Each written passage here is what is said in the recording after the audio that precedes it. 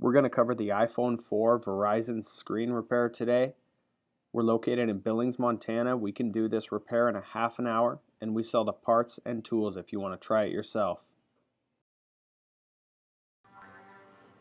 Alright, the tools you need: Phillips bit, penelope bit, flat screwdriver.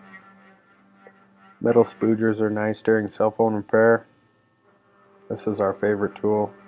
Need that. Plastic safe tool and some tweezers. First screws are on the bottom, couple penelopes.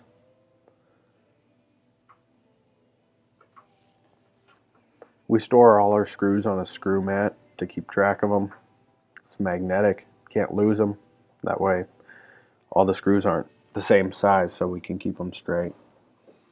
From here, after the back plate's off, we have several screws to take off, as I'm showing you here.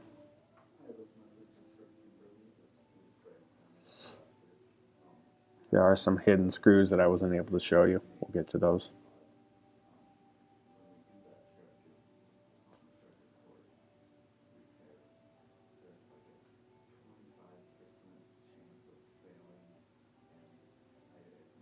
Screws off the charger port flex cable. Now the battery.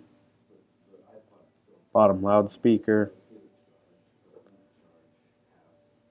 There I take off the plate a little out of order, but that'll slide right out. It's kind of clipped in. There I'm taking off the Wi-Fi clip. Removing the rear cam, the headphone jack, the power button, the front facing cam all plug in right there.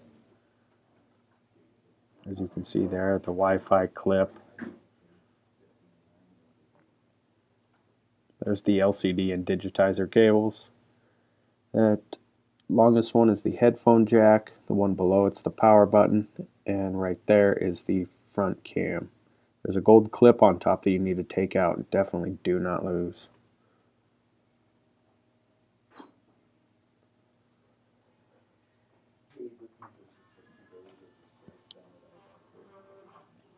From there I unclip the battery, and you want to make sure don't pry up the terminal off the board, or else you're going to have some soldering on your hands. Pry the metal plate only. There's a small clip there that you need to take off as well. And from here I pry out the battery. It's held down with some adhesive. It is a little tough. Don't pry against the logic board though.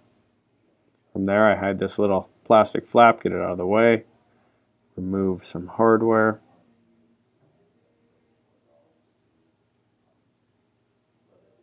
Unclip the charge port cable.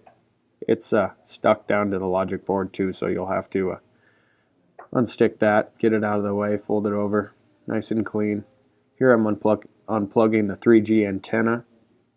If you don't plug that in, you won't get service. From there, showing you a couple more screws that need to come out. Two of these are Phillips. The last three I show you are flatheads.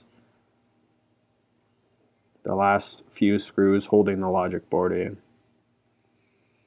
There's a small plastic triangle washer type thing to hold in the loudspeaker on the bottom. Make sure you don't lose that. From there we'll pry up the loudspeaker, get it out of the way.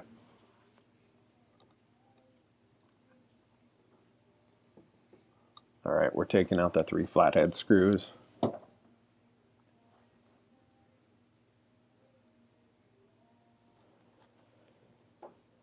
And from here we can fish the logic board out. It has a couple cables wrapped around it, those 3 that were at the top of the battery. And it is clipped underneath the top of the mid-frame a little bit. Just be careful. If it's not coming out easy, do not force it. From there we remove the vibrator motor. And a small piece of tape in the top left-hand corner. And from there we'll take some screws out, as I'm showing you on screen right now. 3 screws on either side, 1 in each corner. The ones with the washers on the sides, do not remove them all the way, only a turn and a half. It's a pain in the butt to put those back on. Those are just holding the clips of the frame that is attached to the screen, so not necessary to take those all the way out. From there, bend up the LCD and digitizer cable a little bit and to separate the screen from the mid-frame. So you pry in between the aluminum mid-frame and the screen. Careful you don't insert anything too far where you can damage the LCD. We've done it. It's not very fun. And there is adhesive on the top and the bottom, so if it's a little hard, a heat gun would help. If you know what you're doing, you can usually get it up with no problems. Now the home button will stay behind on the iPhone 4s. There's a home button flex cable. And the LCD and digitizer cable need to be guided through a little hole in the mid frame there, you can see.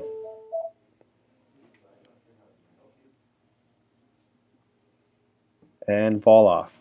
Now we're ready to put a brand new screen on. There's a couple things that usually need to be transferred: the camera hold, the ear mesh, things like that. You can tell it's an iPhone 4 Verizon because that clip is in the middle. If it was a 4S, it would get in the way of the SIM card tray. And now to feed the screen back through, you got to make sure that that top cable, the digitizer cable, is not bent. Like you can see it trying to bend there. If it gets stuck on that side of the frame, it will not have enough slack to connect to its port on the logic board. So you got to make sure that that's straight.